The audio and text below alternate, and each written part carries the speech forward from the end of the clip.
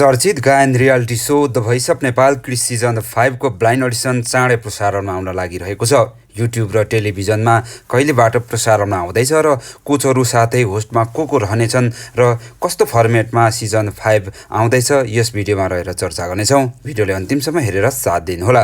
दर्शकवृन्द, विश्वभरि छरिएर रहेका साना बालबालिकाहरूदेखि लिएर 16 वर्षदेखि 40 वर्षसम्मका नेपाली गीत गाउन सक्ने प्रतिभाहरूलाई परिचय दिने र प्रतिभा उजागरण गरिरहेको छ द भोइस अफ नेपालले। कुनै पनि नवप्रतिभा कलाकारले भोइसको स्टेज टेक्ने सपना बोकेको हुन्छ र यही माध्यमबाट आफ्नो परिचय बनाउने सपनाले भोइसको स्टेज नै रोज्ने गरेका छन्। यही सपना बोकेर किड्स सिजन 5 मा डिजिटल अडिसन मार्फत सहभागी भएका बालबालिकाहरूको फिजिकल अडिसन दिनका लागि स्टुडियोमा नै बोलाएर प्रतिभा छनौट भइरहेको छ।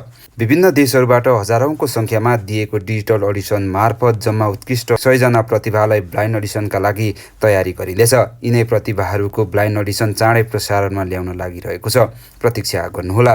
कोचहरूमा भने को रहने भन्ने नखुले पनि पुराना कोचहरूसँगै नयाँ कोचको पनि आगमन हुने स्रोतले जनाएको छ। साथै होस्टका लागि भने तपाईँ दर्शकहरूलाई छोडिएको छ। सुशील नेपाल र रोनिस्मा श्रेष्ठ मध्ये एकजनालाई तपाईँ कसले रोज्नुहुन्छ? कमेन्ट बक्समा कमेन्ट गर्नुहोला र कोचहरूमा को आउँदा राम्रो हुन्छ जस्तो लाग्छ तलको कमेन्ट बक्समा कमेन्ट गर्नुहोला।